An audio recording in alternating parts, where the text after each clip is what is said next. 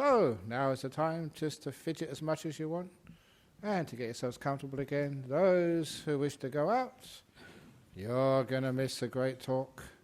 Those who want to come in, this is your last chance for 3 months. So you better get in soon. A lot of the time, people only go out not because they had enough of me, but just they have to go to the letting go room, otherwise known as the rest room in the United States. I was really surprised when I went to the US recently, and why is it in the restroom that people are still tense and unhappy? It's a rest room. You should go there a lot of time and take a rest. Don't just use it to urinate or defecate. It's called restroom, so rest a while. Anyway, there we go. People are coming in. Right, so, as was announced that tomorrow we have a big celebration. A celebration when we start doing nothing. Not celebrating the war or an invasion or a birthday or a death day or other things people celebrate. This is celebrating nothing in particular. And the particular nothing we're celebrating is the start of our retreat. And as somebody told me yesterday, they say, you monks, you're always retreating, where other people in the world, we're advancing. And that's a problem with people, always advancing, getting into more trouble. And retreat, it doesn't mean going backwards. Look what the word means. It's a treat, which you do again. So retreat yourself.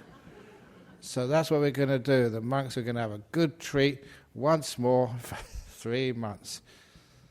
But what does actually really mean?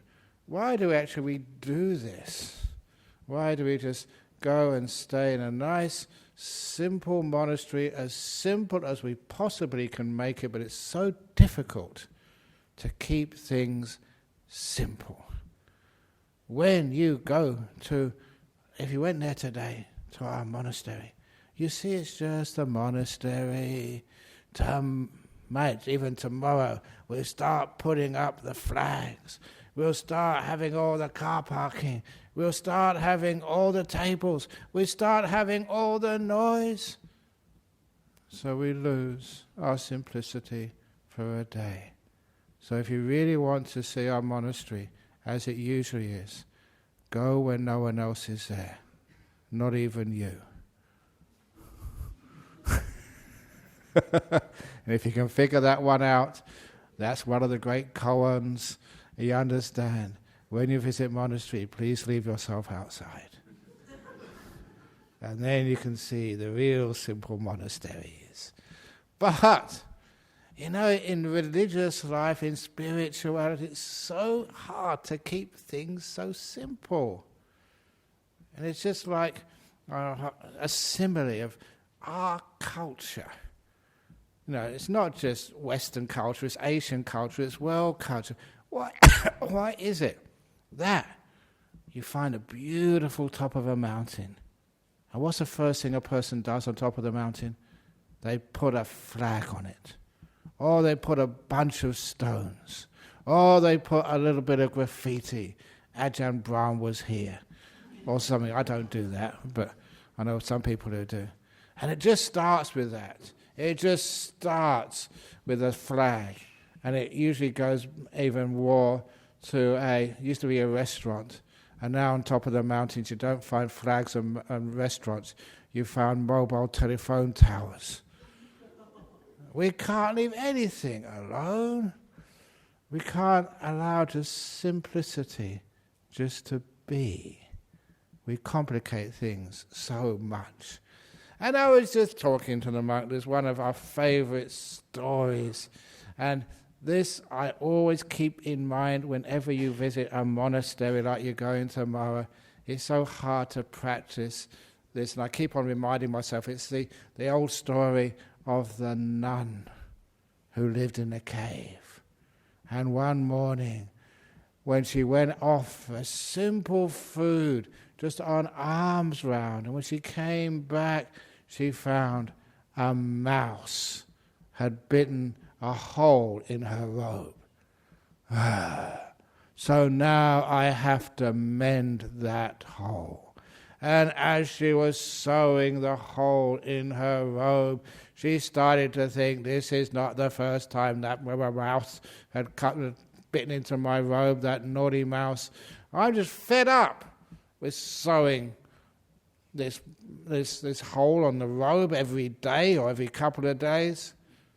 What if I get a cat? So she asked local villagers, anyone got a cat, to give to my cave so the mouse won't bite the hole in my robe so I don't have to keep sewing the patches on it? And of course, very easy to find a cat. So they gave her a cat. So now she had a cat in the cave. And of course, the mouse scarpered. And that means left, that's English. Left, went. So it disappeared. So just like I'm going to scarper and disappear tomorrow. But a cat doesn't eat just rice and curries and fruit. The cat has to have milk. So it went to the village and said, I need some milk for my cat to keep the mouse away so I don't have to keep sewing my robe. So they gave some milk every day to feed the cat. And that was just a burden on people, and her carrying a bottle of milk every day from the village. And so she then thought, well, instead of having to bother everybody with some milk, what if I asked for a cow? Because if I have my own cow, then I'd be able to have enough milk to feed my cat, to keep the mouse away, so I don't have to keep sewing my robes. So they managed to get a collection together. You know how we get collections every now and again in this temple? And this was to collect actually enough money to buy a cow. So they bought a cow and offered it in the Rains Retreat offering ceremony. Don't you do this. We don't know cows, please. Offered a cow to a monastery. We almost had a cow once. Honestly, this was really sad. I told the monks off afterwards and never allow this to happen again. There was, just up the road from Bodhinyana Monastery, there is a prison farm. And they were taking cows, from the prison farm over to probably get slaughtered. One of those cows absolutely happened, as soon as it came past the gate of Bodhinyana Monastery, managed to jump out of the truck and went running into the temple sanctuary. It injured itself a little bit, but not that much. And I was away over here at the time. And of course, the truck stopped, and the prison officers said, no, this has to come with us. And I said, no, you should have locked the door, say no, sanctuary, Buddhist sanctuary, the cow must stay. But no, I think the prison officers were a bit too intimidating, I don't know. And say, no, cows cost a lot of money, it doesn't matter, talk to our treasurer, I'm sure you'd stump up the cash to buy a cow who managed to find its way in the monastery somehow or other, but they took it away. Really disappointing. So next time that happens, cows have sanctuary. But please don't keep bringing cows and other stuff to the temple. Otherwise, having kangaroos is enough and parrots. But anyway, that's a true story. Actually, tried to find its way in, but unfortunately, it got taken away again. So that was really sad. But anyway, where was I going with this? Oh yeah, simplicity. She got a cow. But the cow, they can't eat rice and curry or drink milk. So she had to ask all of her supporters, well, can we get some hay, some grass? So every day she came from her arms round, she had to go back in again with a wheelbarrow with a huge amount of hay to feed the cow, to provide the milk, to feed the cat, to keep the mouse away, so that they wouldn't have to spend so much time sewing the robe. But then she thought, getting hay every day is just too much of a burden. What if I get a real donation drive, maybe crowdfunding, and get a field? And so she managed to get enough funds to get a field. So she never needed to actually to ask for some hay. so she could keep the cow, who provided the milk, to feed the cat, to keep the mouse away, who kept on getting into her robes. And then she felt, it's just too much hassle for me to look after this cow. I now need a temple boy. So they had a temple boy. She asked in the village, does anyone want to sort of loan me a boy? And there's actually many offers, because some naughty boys in that village. And so they loaned the boy to the nun so that he could look after the cow, to provide the milk, to feed the cat, to keep away the mouse. So they didn't need... Someone's already yawning. It's not going to go on that much longer, I promise. And to have a boy, you can't have the boy staying in the same cave as a nun. So they had to build a house just outside the cave. So she asked for some wood and some bricklayers and a carpenter, which we need, but not to keep away the mouse. We don't have mice. Do we have Buddhist mice in here? We have Buddhist mice down in Serpentine. And if they do actually eat any of the food, it's against health and safety regulations. So what we do, we usually catch it in a Buddhist mouse trap. It doesn't kill it. I don't know, should I say this online, but actually we usually take it up to the prison, release it there. Because, we used to, we don't do it anymore, I think. Because it's made bad karma. If you do sort of, crimes, bad things, that's where you go, the prison. So the mice go there as well.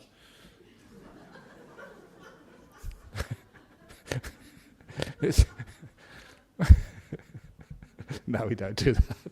At least I don't. I don't know what these other guys do. But anyway, so they had to get some wood to build a little hut to look after the boy, who looked after the cow, which supplied the milk, which supplied fed the cat to keep the mouse away. You know what happened one day? Somebody was asking the nun and said, can I ask you some questions on some meditation? He said, no, I'm too busy. I've got to look after the building of the hut to house the boy, to look after the cow, to provide the milk, to feed the cat, to keep the mouse from eating holes in my robe. And then started to think, hang on, this is wrong.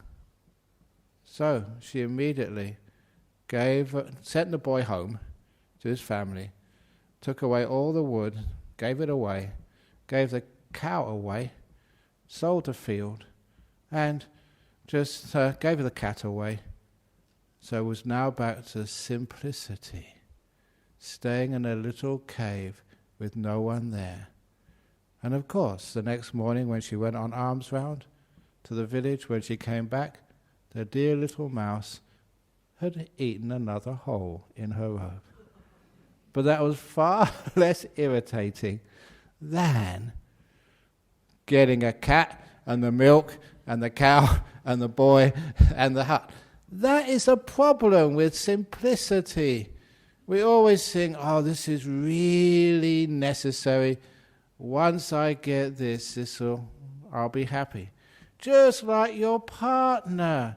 You think, I'll take him to the psychologist or the therapist to get rid of this, to get rid of that, and then he'll be, come on. It's only a tiny little hole. Just sew it up, that's enough. But the problem is, I'll do this and then I'll be happier. This is a problem with just the way we're just afraid of simplicity. We always think if we make it a bit more complicated, then it'll solve the problems. And does it? That is the nature of our world. Sometimes we just get so complicated. And sometimes it's almost illegal to be simple. And that really is so difficult. Tomorrow, Sunday, if you go to Bodhinyana Monastery, you see some of the buildings, even our main hall where we do the ceremony. We try so hard to keep it simple. But you know what happens? Somebody sees a space on the shrine and they want to put something on it. I want to try and get rid of stuff. But they put something, this is really important, it's a nice, expensive statue, it's a photo of somebody, it's something else. Can't we just keep it empty and simple? Because then it's far more easy to clean. Just like years and years ago, we had a group, I think there was a counseling group or a spiritual group having a conference here in Perth. And just as a bit of what they usually do in conferences, send you here, send you there, get a study tour. So they took some people, some of them, actually I think all of them, to the monastery in New Norcia, the Benedictine monastery. And then they took them to Bodhinyana monastery. And they compared afterwards.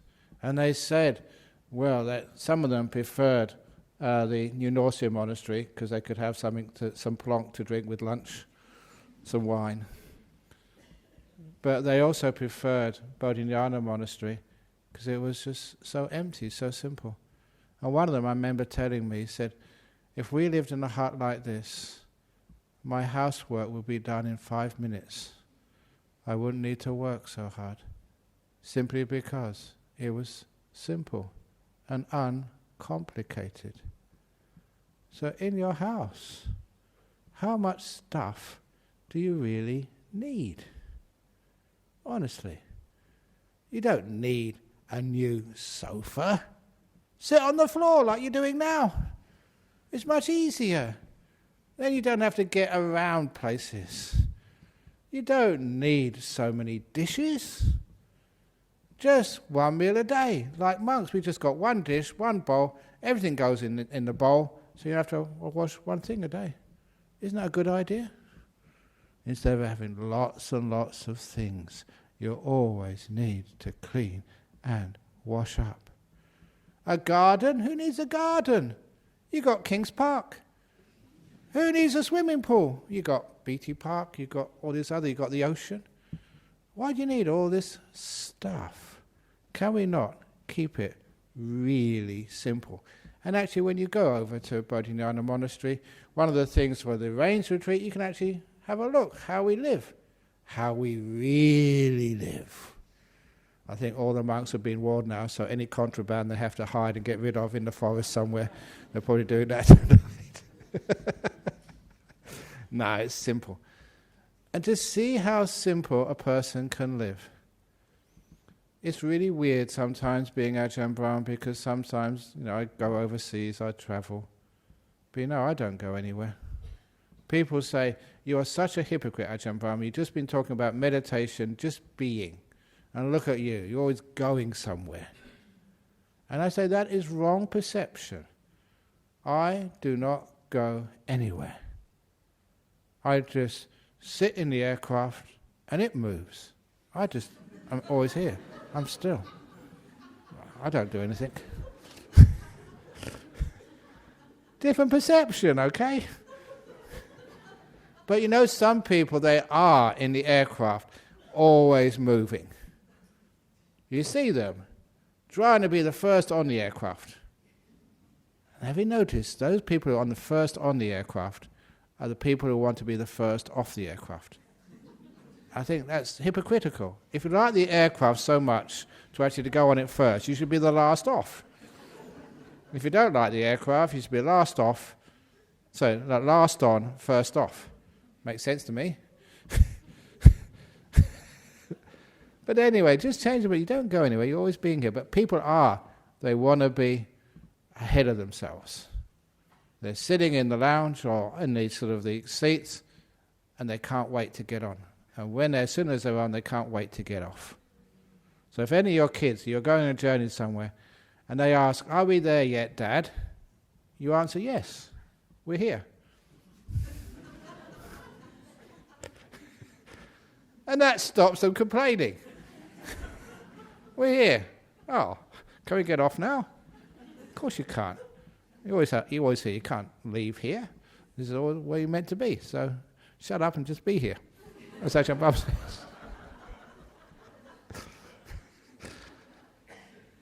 So you can...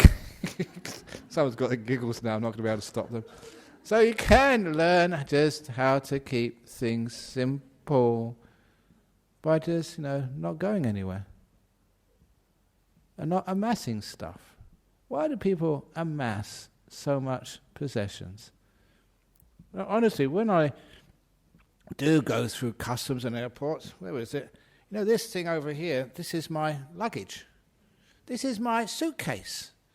And it's wonderful fun having a suitcase such as this. Because what happens is, basically, there's nothing much to search through. So you get through customs really easy. It did happen one day, many, many years ago. Just coming back from Sri Lanka, I don't know what I must have touched or what smell I had, but it was one of those really late overnight flights. I was really tired. And these were the days they used to have the dogs sniffing to see whether you have any contraband. And the old days when you had to line up, with a very, very small hall at Perth Airport.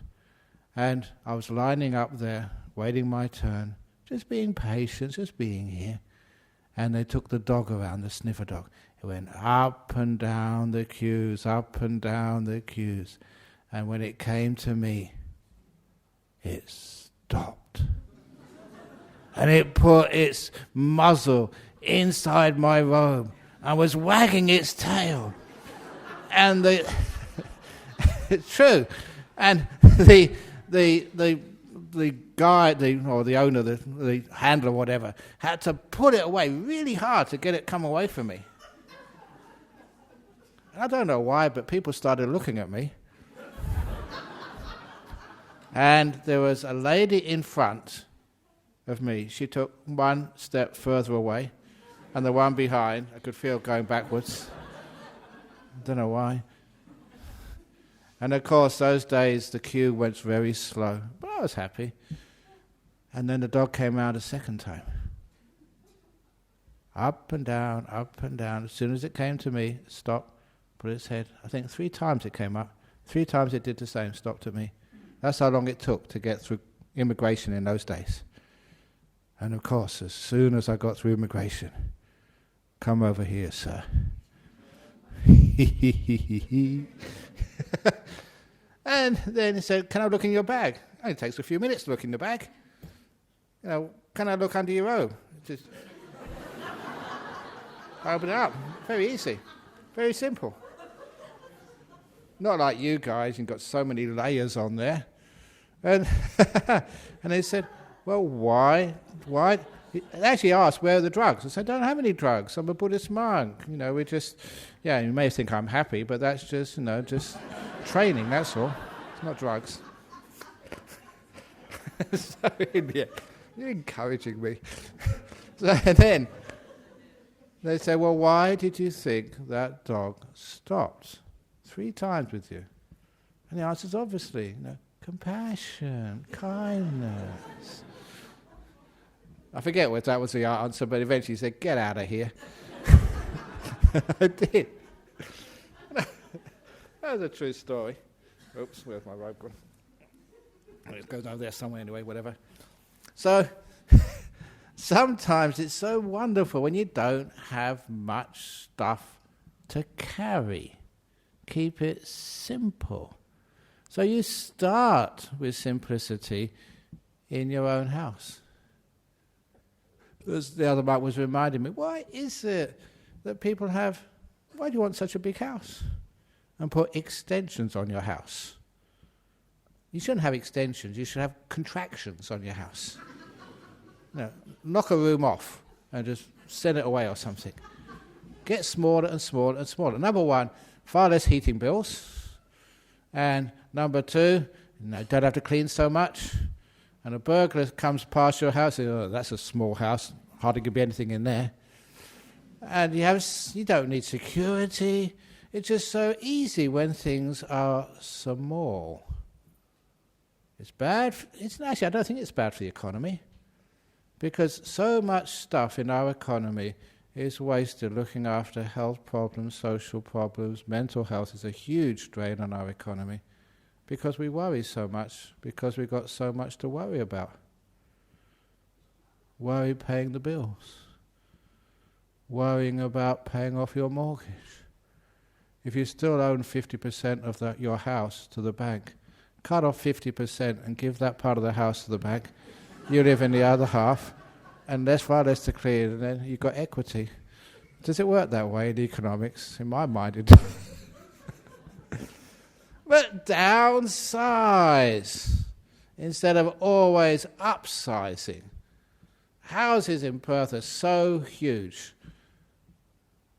I think if you look in the comparisons, some of the biggest houses in the world are in Australia. Why?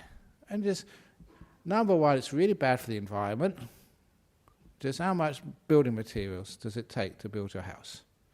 Number two, it's just so much work looking after your house.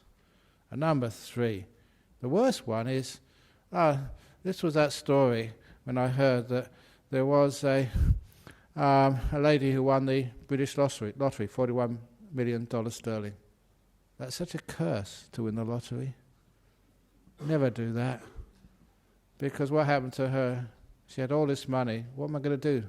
So she decided to buy this big mansion in the countryside, huge mansion. What do you do that for? Just to impress other people, to show off, that's all. So instead, once she bought that mansion, what happened next? She sold it 1 year later at a loss. And somebody found out, did an article on her, why did you managed to get this huge, impressive mansion, and now you sold it? And she said, because the reason was I can't find the kids. It was such a huge house. Husband was in one corner, wife was in another corner, son was in this corner, even the dog disappeared. Yeah. And it's absolutely true. You can't find the dog, it's too big a house. And I did go and bless, that's one of the things I do, blessing houses. And I did bless a house over in Shelley it was. Huge mansion. And no exaggeration, travelling all the way from Serpentine to Shelley, I needed to go to toilet. So I asked her, where is the toilet? She had to draw me a map. That's absolutely true. A mud map, turn left here, right there. Nowadays, big houses like that always come with GPS. So you can find your way around. So huge. What do people want a big house like that for? So she sold it because it was breaking up her family. Isn't it the case these days that maybe your son has his own room, another elder son has another room, daughter has her own room, you have your own sort of, her room, my room, common room maybe. We don't meet each other. We don't learn how to interact. It's one of the big problems of our modern life. We've lost the social skills as we become more wealthy. That's why people are very rich, but they can't live with one another. Have all these family feuds. Please, I know the person's here listening to this, but I was so pleased. They spent some time in Bodhinyana Monastery. I told them the story of the gentleman when I went to see his house at Vardhana, and he hadn't spoken with his son for 7 years. And I used my powers, because they were scared of me. And I said to the older brother, no, it was a younger brother, and his older brother hadn't seen his father for 7 years. They wouldn't speak to each other. And so I ordered the younger brother to call the older brother. And then I was on the phone and said, come to the house now. And I hung up. He didn't dare just get the bad karma of sort of defying Ajahn Brahm. And so what happened? He came and they reconciled for the first time. I told that story. I told that story before. But I told that story to someone and they told me this tonight. They hadn't spoken to their father for over a year and a half. And so I ordered them to call. Otherwise, I'll curse you. I don't curse people, but so I ordered them to. So they spoke to their father first time in a year and a half.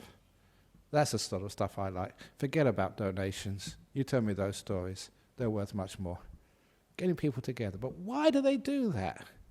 Why is it that people, same blood, they love one another, and I look at them, they're both good people. Why is it that they don't learn how to tolerate one another, learn how to live together?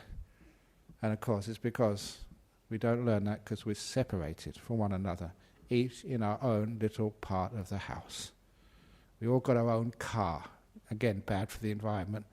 So we don't learn how to tolerate one another and live with one another. So it's great when we have small houses. And because I'm having another birthday celebration, it's really weird. I have a birthday every year. It's just really too much. Maybe I'm going to skip next year and not have a birthday. Well, on my 60th, my brother came along, all the way from England. And you saw him. And we get on really well together. He's a banker.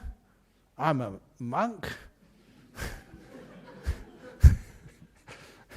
But we love each other. And why is that? And the reason is because we had to share a room for about 18 years. Yeah, we fought, but there's no place to escape. We had to get on. So sometimes small houses, small things are very, very beautiful. Which means downsize. Get smaller places and don't think you're getting on in the world. The bigger the house, the bigger the car, the bigger this, the bigger that, the bigger the debt, the bigger the worry, the bigger the problem, the bigger the heart attack. So there's something else in life with simplicity. And that's one thing which, as a Buddhist tradition, that we really should be focusing on. Unfortunately, sometimes people have these huge temples, which are more like palaces, museums than real Buddhist temples. So if this place every now and again is a bit dirty, grubby, it's because it's used. And that's what it's supposed to be like. Human, not just anemic like a hospital. And the hospitals are okay too, I'm not saying that to doctors and nurses. But there's something human about being a little bit dirty and grubby. That's why, on purpose, I always let my robe come off a little while, a little bit of 5 o'clock shadow, dirt on my glass. It's all on purpose. To show. You don't need to be sort of perfect to be happy and to be loved and be cared for. That's one of the other things. So when you keep it simple, life becomes so much more peaceful and easy, and you have more time in your life. So instead of trying to solve problems by getting a cat if there's a mouse in your house, unfortunately, make sure you don't tell the occupational health and safety officers. But it's instead of having to have huge houses, instead of having to try and improve. I often think that, this is my theory anyway, I've got lots of theories, most of them are just rubbish, but who knows? I like telling them anyway. The start of the Industrial Revolution, we know it causes a lot of problems in our life.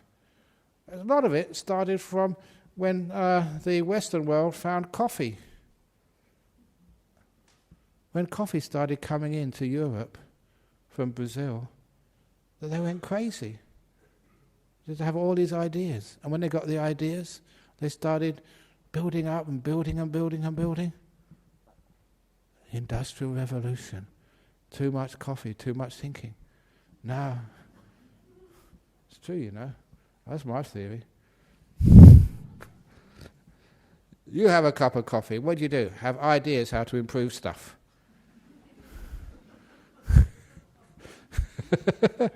You should always ban coffee and tea before committee meetings for 2 hours beforehand. And then people will fall asleep.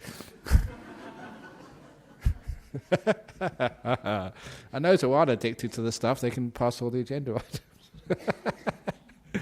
But it is true, isn't it? That's why we have a rule. This monk would actually affirm this. At Bodhinyana Monastery, if someone has an idea, it's their project, we have a rule, if it's your idea, you have to do it. It's amazing just how many rules how many sort of projects that stops.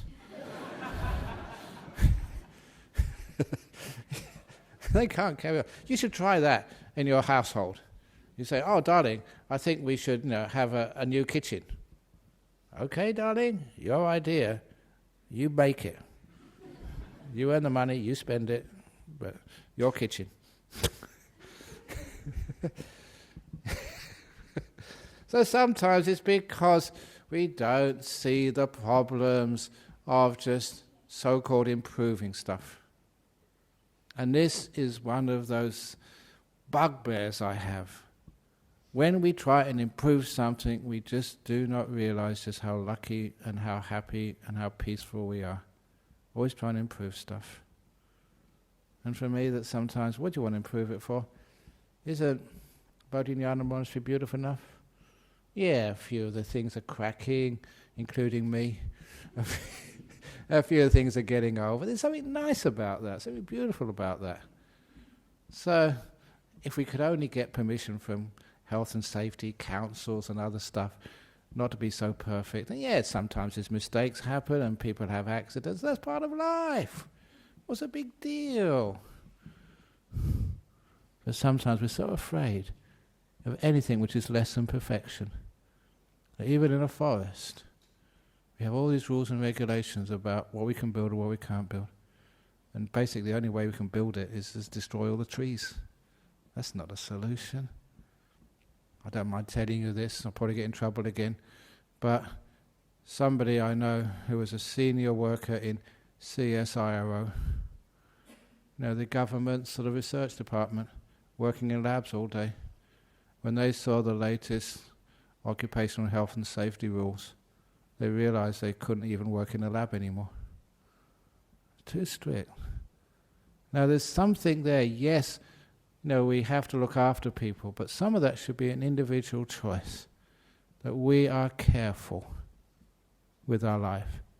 But some of the rules and regulations, sometimes that they make life so complicated. Just like, please excuse me, but every now and again you see these signs on the motorway, do not overtake unless safe. Of course you don't overtake unless safe. And if somebody's going to overtake when it's not safe, that sign is not going to stop them. So sometimes I think, crikey, just where are people's heads at? So I can't resist the story. There was this guy, it was an unsafe road. And this guy in an unsafe road, he asked the local council, can you please tell people to slow down on this stretch of road? And the local council paid him no attention at all because he was only a small farmer, not really significant. So he tried another idea. He put a sign up, his own sign, 50 kilometers an hour sign. And the police said, you can't put up your own signs like that, that's illegal. So he had to take it down. So how can he make this stretch of road really safe? And so all he did, he changed the sign. And the other sign said, nudist colony. And all the male drivers slowed down. That's an old joke. Please, it's a sexist joke. I'll get in trouble again. But anyway, it's only a joke, okay? Don't hurt me too much. But it does work. Anyway, so when we keep life simple, don't have too much, that's one of the things which, even as a monk, you don't have any money. Weird, isn't it? I don't have any cash. I don't have any bank accounts. I don't have any credit card. I don't have... What else don't I have? What else? I don't know. But anyway, because we don't have our own cash, sometimes people say, how can you work like that? How can you live like that? Very well. So there's always kind people around. I work on kindness. If you get stuck somewhere, someone will help you. Now, one of our monks once decided to try that out. So he was coming from overseas. People sponsor the airfares. And he coming overseas, and when he landed at Perth Airport, I said, when are you arriving? We'll pick you up. He said, no, I'm not telling you when I arrive. I said, but, what are you going to do? You've got no money, you can't catch a cab or a Uber or whatever. And he said, no, just leave it to me. So he just tried, just living so simple and just relying on generosity and kindness. So he landed at Perth Airport, walked out, he got about 15 metres, and somebody said, you're a monk, are you going to Serpentine? And they drove him all the way. Kindness is an incredible currency, much more better than dollars and cents, much better than Bitcoin, much better, that's all I know, but it's pretty impressive, isn't it? I know Bitcoin. I haven't got a clue what it means. But kindness coin, we actually maybe start kind coin currency.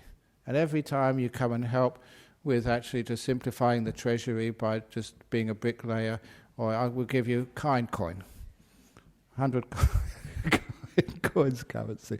What it means is that, the currency of you're kind to someone else, you look after someone else, and you find that's really all you need. The shared economy. I look after you, you look after me. In a small village, in a small place. The simplicity was something, even living in a small place in UK, in a small, what's it called, a council flat, very tiny. Even there, I realised it was a little bit complicated because we had electricity and a TV. We don't have TVs in Bodhinyana Monastery. So I remember one of the first years I was in this very simple place in the northeast of Thailand. No electricity, no roads, just very simple, timeless. And when we went in there one evening to do a little ceremony for somebody who passed away, we walked in there and saw every one of those houses, which they all built themselves, made of a bit of wood, thatched, totally recyclable. That in the top terrace, there was about 15 or 20 people in every terrace. The children, parents, uncles, aunts, grandparents, all sitting around a little oil flame lamp. It was just a bowl of oil, and they'd used the top of a toothpaste tube and put an old rag through the centre as the wick. It was very smoky, which served the purpose of keeping the mosquitoes away, and had this beautiful warm glow, and I could see it in all the faces of the children and the parents and the uncles and the aunties and the old men and women there who were telling the same old story again and again and again. And the children were laughing because they knew what was going to happen and they were expecting it. There's a reason why I tell the same old stories again and again. You know what's happening, and it... But it was beautiful. And that's how they would spend every evening together, telling stories, laughing, joking, telling a few lies as well, but just for good reason, for a bit of fun. And it was such warmth, such simplicity, and I realized, even in the small house which I came from, there was some deprivation there. Not learning how to learn to love one another and get to know one another, and have this beautiful family, somebody you could always rely upon, someone who would be, your backup when times get hard. So simplicity does lead to a lot of kindness, social support, mental health, physical health. Many people are lonely. We learn that loneliness when we're in our big houses growing up. We get so tense because worrying about paying the bills. We get so worried about what other people think of us. Please don't worry what people think of you. It's what you regard yourself as. If you're confident, other people like you. And anyway, I like you anyway. We're always so desperate in this place. We like everybody. It's not that. We change our perception of what beauty is. Beauty is kindness. Beauty is simplicity. And there's so many problems in our world because, when it's wars, even terrorism, a lot of that's because of the perceived inequality of people. We all know there's plenty to go around. And also we don't need to exploit animals so much. There's plenty to go around. And the trouble is, some people want so much. And it's inexhaustible how much some people want. So why? You're just torturing yourself. Live simple, live peaceful, live shared, be kind. And so sometimes that's one thing. We can talk about mindfulness and meditation, but if we don't live those teachings and learn how to lessen the amount of stuff we have, don't consume so much, don't give so much stuff to Bodhinyana Monastery on Sunday. We get so much stuff there, so much rice, we have to keep giving that away, towels, keep giving that away, so many hats for the monks, we have to keep giving them away, but there's not enough monks to put the hats on. So what are we going to do? Towels. We get so many towels. And I'll make this point to you now. And we get so much bottled water. I don't know why you do that. We got really good rainwater over in Bodhinyana Monastery. We should actually be bottling that and selling it. Holy water from Bodhinyana Monastery. That would be a big seller. But sometimes you've got very kind intentions. You really want to look after the monks and nuns. But be careful of spoiling us. I've seen that happen in too many places. Spoil the monks by feeding them too much. So keep it simple. So come, enjoy the simplicity. And if you need anything afterwards, I'm saying I'm going to get in trouble. If you want to take some towels away afterwards. One beautiful thing which they did, I learned this in the Buddhist Society in Victoria in Melbourne. All the rubbish which we collect on that day. Get heaps and heaps of it. Why? So I ask you maybe to take it home with you. Bring a bag, and whatever's left, take it back. Instead of leaving it in the monastery. That's what they do. You put a little bag in the back of your car, and it reminds you brought too much. What you bring, you have to take back with you. That will actually make it so we don't waste so much. The wastage is a terrible thing. And how can we stop you? And I try my best to reduce food wastage. That's the reason why I eat so much. It's just environmental reasons. It's not greed. I got all these excuses. But anyway, simplicity is a very beautiful thing in our world, and quite honestly that we have to learn how to live by example. One robe, that's all you have as a monk. It's enough. You can wash it at night time if you need to. You don't need too much. If you're cold, wear an extra jacket or something. So instead of actually always having too many heaters on. If you are too hot, you can take some things off, but not too much, please, because it might corrupt the monks. So we try and keep things as simple and as kind as possible.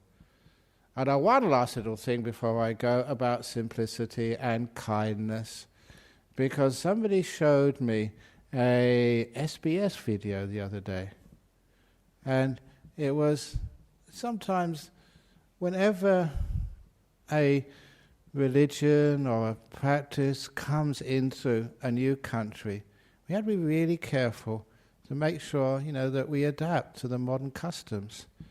And this was a video of a monastery over east, where it said that the once a person becomes a monk, they can't hug their mother.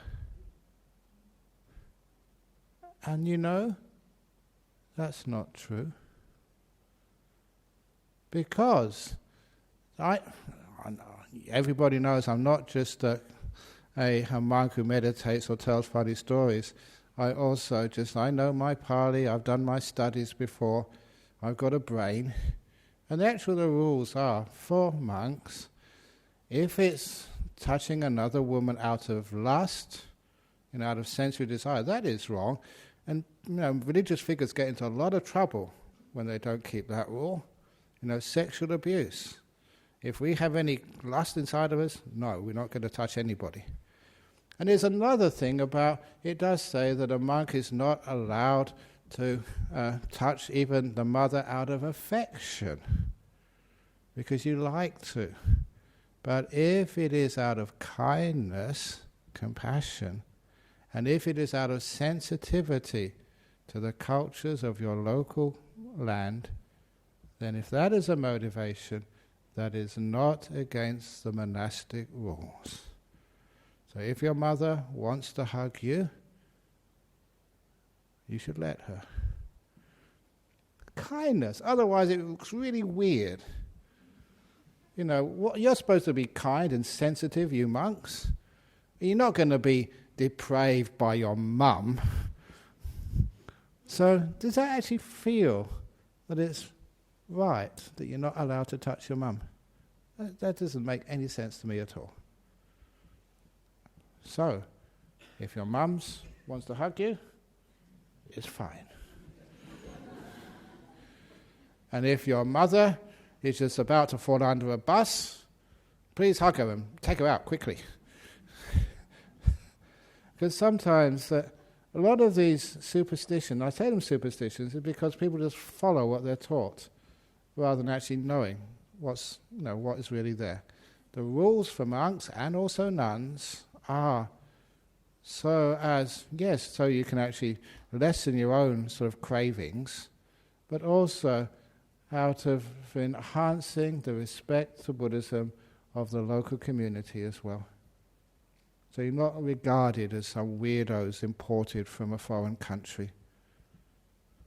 You're sensitive, out of kindness and compassion, out of simplicity as well, and out of restraint, because if a monk does have any lust, or nun has any lust, keep off. But if it's out of kindness, compassion, sensitivity to time and place, please do so. If anyone wants to argue with me, be careful. I know my Pali, I know my scriptures, and I can quote like hell. So anyway, that's just, if any of you see that video, that please, it was not accurate. SBS. Okay, there we go.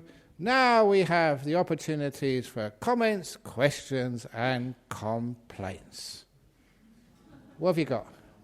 Sadhu, sadhu, sadhu. What have you got? Nothing. It wasn't working again. Oh, it must be a hex. Every time I come here, it must be the power gets in there. So any questions from the audience? Anyone got anything they'd like to say?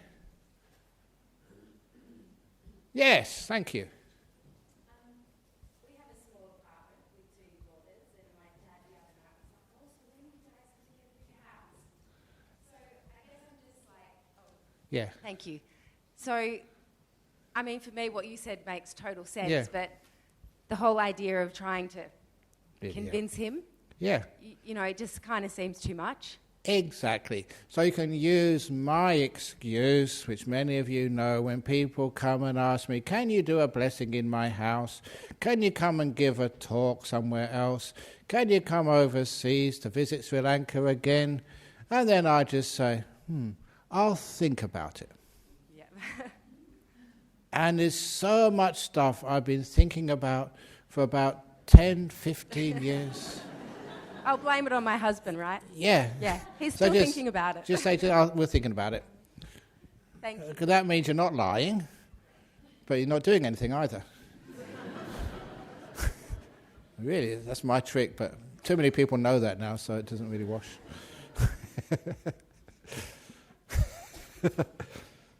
Well, you can actually stand your ground as well. Look, Dad, when you grew up, how big was your house? Did you enjoy living there? Did you have fun? Did you learn how to love everybody? Yeah, you argued as well. And that was one of the great things which I remember so many times. My mum and dad would argue, they shouted at each other, and sometimes they wouldn't talk, people. But because they were in such a small house, they could not escape. And they couldn't escape from the kids either, who'd look at them and say, "What are you doing, Mum and Dad?" And so after a while, they made up. And I always remember my mother and father making up together, hugging, kissing, saying sorry together. And that was such a beautiful part of my childhood. I learned that having arguments is natural. Of course we have differences of opinion. But to make up afterwards, that's also natural. So don't just have an argument, make up. It's almost worth having an argument for the beauty of making up. So it would be lovely. I would like just to see, who is it? Donald Trump and Kim Jong-Un. Instead of these stupid handshakes, do it properly. And who's the other one? Mr. Turnbull and Mr. Shorten. That'd be wonderful, wouldn't it? Just to see people, they're human beings, they're Australians, they want to help Australia become a nice place. How about doing something beautiful? Totally unexpected, totally out of left field. Who knows? Anyway. Any other questions? Oh, you got one? Yes. At the back over there. Hi. Do monks wear shoes? Do monks wear shoes? Yes, we sometimes wear shoes, especially in the snow. But even though I wear shoes in the snow, I don't wear socks in the snow. And I was in South Korea, in the snowfields. It was minus 15 degrees centigrade. It was so cold that many locals opened the refrigerator to get warm. And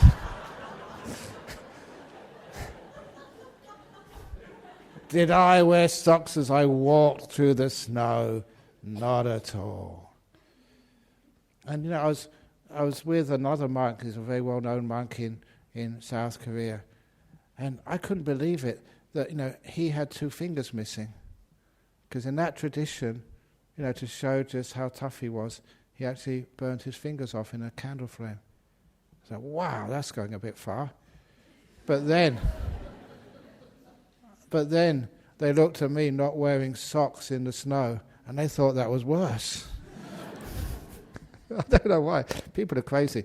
So they had all these TV cameras. They were pointing at my feet, not looking at me or this other monk. So what are you looking at my feet for? Wow! Western monk doesn't wear socks in minus 15 degrees. That must mean he must be a holy monk. Crazy stuff. But anyway, so I just got good circulation. And look, a lot of times it's not thinking about it, worrying about it.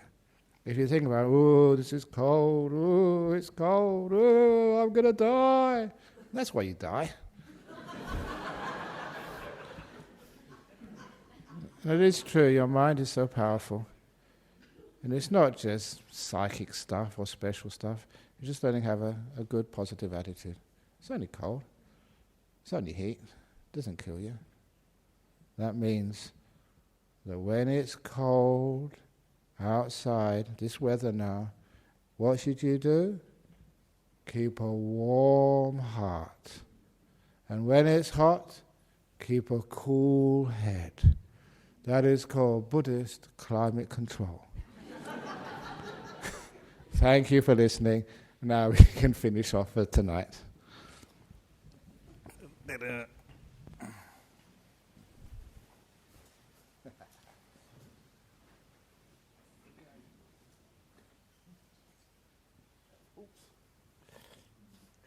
Arahang Sama Sambuddho Bhagava Buddhang Sang Bhagavata Abhivademi. Suakato Bhagavata Dhammo Dhammang Namasami. Supatipanno Bhagavato Sawaka Sangho Sanghang Namami.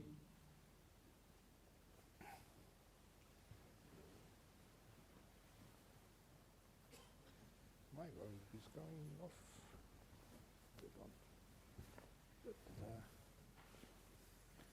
Very good. And you don't have to bow. You can bow.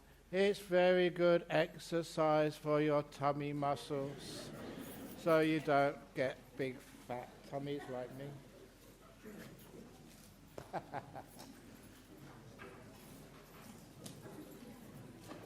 Who's going to get the first? Da-da-da. No, she won, I'm sorry. You're next.